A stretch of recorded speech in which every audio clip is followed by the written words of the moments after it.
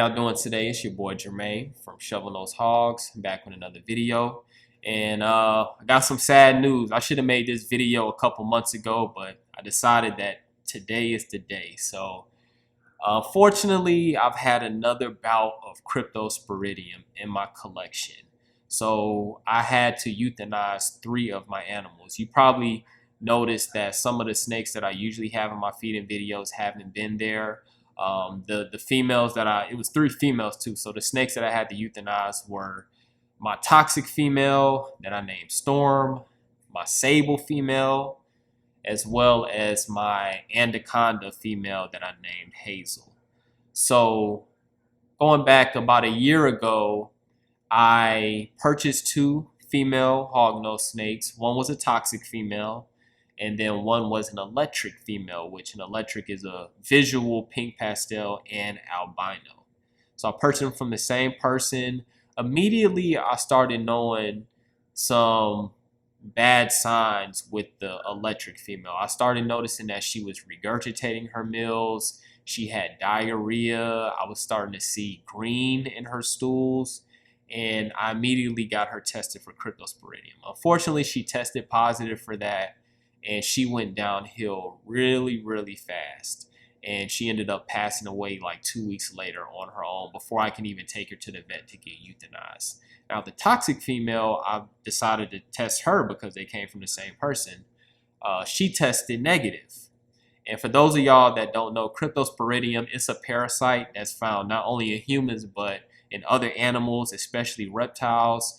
You see it in lizards and snakes, and the problem with reptiles is there's no cure for it. So some of the symptoms is weight loss, loss of appetite, diarrhea, regurgitation, and it basically affects their intestinal tract to where they can't digest their food and they end up starving to death or dying of dehydration as the disease progresses. So going back to January of this year, I was kind of looking through my records, kind of figuring out my breeding plans and everything. And I noticed that the toxic female, she hasn't been gaining weight since I've had her. I've had her for over a year, and she was over 2 years old, but she was only 50 grams. And the crazy part is she would eat every week. She ate a hopper mouse every week. And I've grown females from, I would say, 60 to 140 grams, feeding them a hopper mouse once a week. But for some reason, she is staying at 50 grams for a 2-year-old snake that eats on a consistent basis. So I kind of had an idea that maybe she had an intestinal parasite, but I didn't really know. So I was like, you know what, let me test her for Cryptosporidium. She hasn't regurgitated. Her stool looks pretty normal, but let me just rule this out, and then I can dive deeper into what could be causing her to not gain weight. So I got her tested, and unfortunately, she came back positive. And so that kind of scared me half to death, and I was like, now I need to check everything in my collection. So I went, bought some more testing strips or testing swabs from the research laboratories in Texas. That's the company that I use to test for crypto. And I tested all my collection, and I recently finished testing my collection because I did have some snakes that were in brumation. So basically, you just get a sample of their feces, and then you send it in. It's $25 per test, and 2 other females tested positive. Like I said, not only the toxic, but also my sable female, as well as my anaconda female, Hazel, who I really wanted to breed with my lemon ghost. And also because I sold a couple snakes, I reached out to my customers and I sent them test tubes, as well as offered to pay for them to get their animals that I sold to them tested. And one of those babies tested positive for crypto, which is crazy. Unfortunately, it didn't spread to his collection. He had to quarantine. All his other animals tested negative.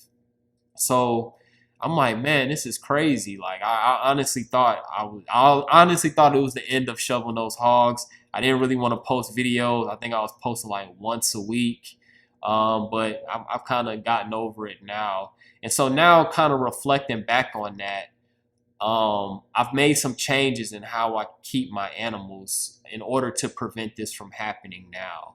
So one of the things starting now, what I should have been doing in the past is any animal that I bring in my collection, I'm immediately getting it tested for Cryptosporidium. No ifs, ands, or buts. I don't care who it came from, just so I can have peace of mind. Another thing that I've been doing differently is I'm using gloves more often. So anytime that I'm spot cleaning, I used to use a paper towel, or I mean like a napkin to spot clean. Now I'm using these disposable gloves, poly gloves. I get these from Walmart. It's 120 of them and it costs like $3 for this. So I got a bunch of packs of this. I'm using gloves for everything. Anytime I touch my animals, using disposable gloves. It's kind of wasting plastic, but I'd rather do that than, you know what I'm saying, get my animals sick. Also, I'm washing my hands more often. Anytime I touch an animal without having gloves on, I go wash my hands before I touch another animal. I haven't been taking a lot of pictures of my animals, holding them in my hand. Because of that, I don't want any kind of cross-contamination. I think that could have contributed to the spread of some of my animals. I'm also keeping my animals in their own enclosure, even when I upgrade them. So if I have a baby snake that's in a 6-quart tub and I upgrade them to a 15-quart tub, I'm using brand new tubs. So I'm gonna go to Target, buy a brand new 15-quart tub, and then that 6-quart tub, I'm just gonna recycle it. And then if I get some more babies, I'm gonna put them in a brand new tub just to prevent any chances of cross-contamination. I'm also going to start testing my collection more often, maybe every 3 to 4 weeks, because there is a possibility of having a false negative. I saw a video years ago where they said that there's really no such things as false positives, but I don't know what to think about that. And another thing is, in terms of my cell phone, because I film all my feeding videos, I'm definitely going to start sanitizing, or I've started to sanitize my phone anytime I'm about to interact or film any of my animals, because your phone is one of the dirtiest things that you own. And going to the gym, having a phone on the ground and stuff like that, it's picking up all kind of bacteria, and you never know, it could even be picking up Cryptosporidium. And another thing that I feel that should be addressed is, and what could potentially cause cross-contamination, is when you change the bedding of your snakes.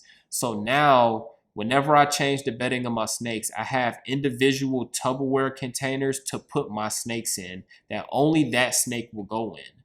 Because a lot of times in the past, just reflecting, I will have one container where I'll put a snake in there, clean their tub out, put another snake in that container, clean the tub out, and that right there could have led to cross-contamination as well. So now I have their own tubs, little tubs that I put them in when I clean out the enclosures. And also I don't weigh my snakes as often, because if you weigh your snake and you put them like in a bowl to weigh them, and then you take that snake out and put another snake in that same bowl, that could cause cross-contamination as well.